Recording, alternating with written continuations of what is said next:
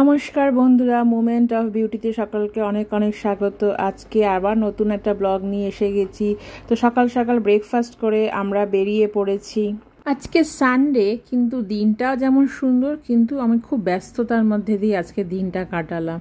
তার কারণ আপনাদেরকে বলছি সবই ধীরে ধীরে। আজকে এখন যাচ্ছি হচ্ছে ছেলের বন্ধুর আজকে জন্মদিনের পার্টি দিয়েছে। এখানে সব রকমের গেম আপনারা খেলতে পারবেন, আপনার যা মন চাইবে। আসলে যেহেতু এটা শীতের দেশ, তার উপরে বৃষ্টি হয়, সেই জন্য এখানে অনেক জায়গাতেই এরকম ব্যবস্থা আছে যে আপনি এখানে গিয়ে বাচ্চাদেরকে অনেক রকম মনোরঞ্জক সব রকম বোলিং, সব রকম খেলা আপনি নিয়ে খেলতেও পারবেন, আবার বার্থডে এনজয়ও করতে পারবেন, আবার অনেক সময় অনেক বন্ধুবান্ধব নিয়ে যেতে পারবেন।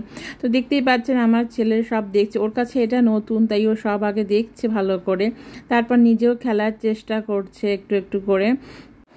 তারপর ওর বল থ্রোয়িংটা খুব পছন্দ হয়েছে, তো আমার হাজব্যান্ডও তো সাথে গিয়েছিল, তো ও আমার হাজব্যান্ডের সাথে একটু বল থ্রোয়িংটা এনজয় করছিল। বা তারপরে সবাই একসাথে হয়ে সমস্ত সবার যা যা পছন্দ খেলা শেষ, এবার সবাই মিলে একটু ড্রিঙ্কস করা হলো।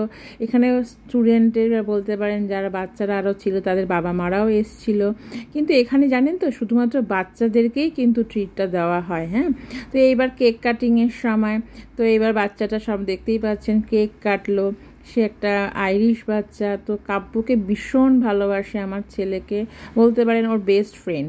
এরপর চলে গেলাম আবার একটা জায়গাতে বিচে, একটু বাড়িতে এসে রেস্ট করেই দেন আবার চলে গেলাম বিচে। আজকে যেহেতু দিনটা খুব সুন্দর আর সবাই বন্ধুবান্ধবরাও কিছু গেছিলাম, তো সবাই মিলে ওখানে বসে আম মাখা খেলাম।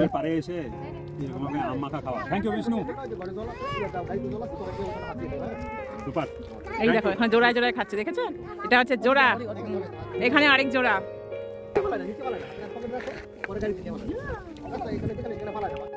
এরপর কিছুক্ষণ সমুদ্রের পাশে একটু ঘোরাঘুরি হাঁটাহাঁটি করে তারপর আবার বাড়ির উদ্দেশ্যে রওনা দিলাম।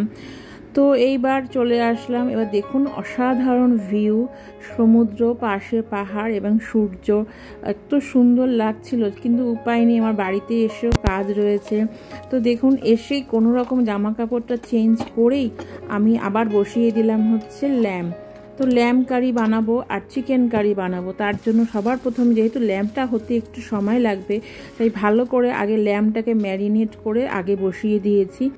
আসলে আমার হাজব্যান্ডের বলতে পারেন এক্স যে বস, সে একটু অসুস্থ, কিন্তু সে আমার হাতে রান্না খেতে খুব পছন্দ করে এবং তাকে দেখতেই আমার হাজব্যান্ড যাবে, তার জন্য সমস্ত রান্না করে আমি প্যাক করে দিয়েছি।